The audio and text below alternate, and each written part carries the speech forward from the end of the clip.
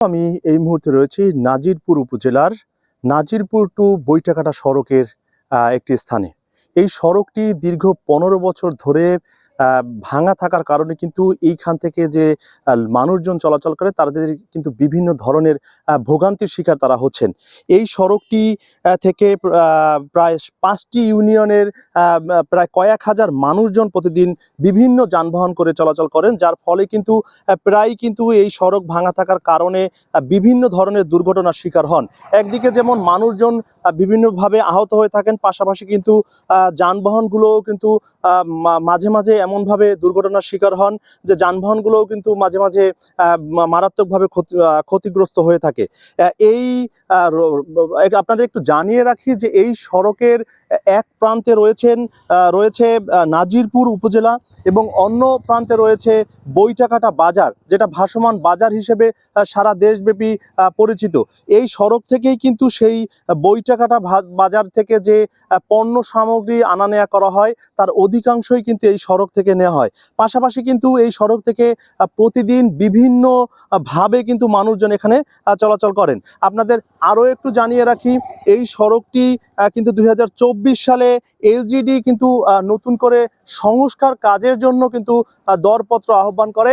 তবে এই কাজটি দরপত্র আহ্বান করার পরে ইটিসিএল নামে কিন্তু একটি ঠিকাদারি প্রতিষ্ঠান ৪৪ কোটি টাকার এই সংস্কার কাজের দায়িত্ব প্রাপ্ত হন।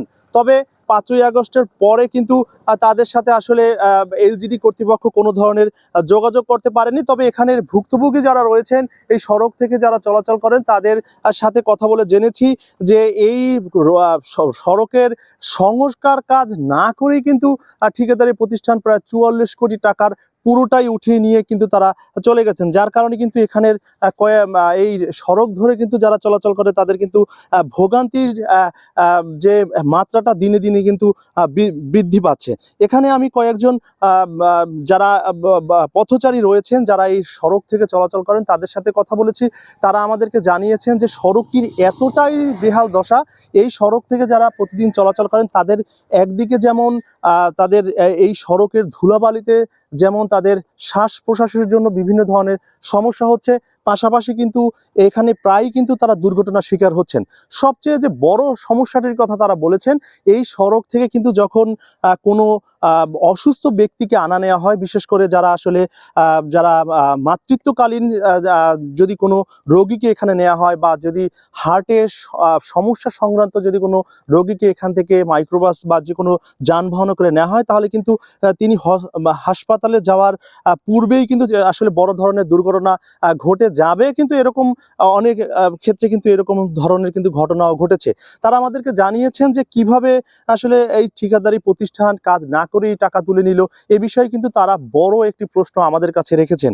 আমি এখানের আরও কয়েকজন স্থানীয় ব্যক্তির সাথে কথা বলেছি। তারা আমাদেরকে জানিয়েছেন যে এই গত ১৫ বছরে এখানে কয়েকজন উপজেলা চেয়ারম্যান থেকে শুরু করে ইউনিয়ন চেয়ারম্যান, একজন সাবেক এমপি ছিল, কিন্তু তারা আসলে গত ১৫ বছরে কি মানে এই সড়কটির কাজ একবারের জন্য কিন্তু তারা আসলে করেনি। এই বিষয় নিয়ে কিন্তু তাদের বড় একটা ক্ষোভ রয়েছে এবং সেটা কিন্তু আমাদের মাধ্যমে তারা প্রকাশ করার চেষ্টা করেছেন।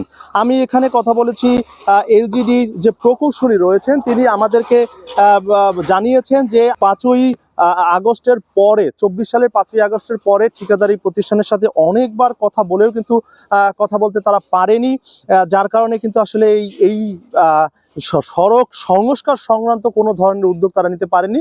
তবে তিনি আমাদেরকে আরও জানিয়েছেন যে শীঘ্রই তারা আসলে ঠিকাদারি প্রতিষ্ঠানের যারা দায়িত্বশীল রয়েছেন তাদের সাথে কিন্তু কথা বলেছে এবং তারা জানিয়েছেন পরিবেশ অনুকূলে আসলেই কিন্তু তারা আসলে এই সড়কের সংস্কারে কাজ করবেন। তবে তারা যদি নাও করে থাকে, নতুন করে কিন্তু কোনোভাবেই কিন্তু আসলে নতুন করে দরপত্র আহ্বান করে নতুন কাউকে কাজ দেওয়ার সুযোগ নেই।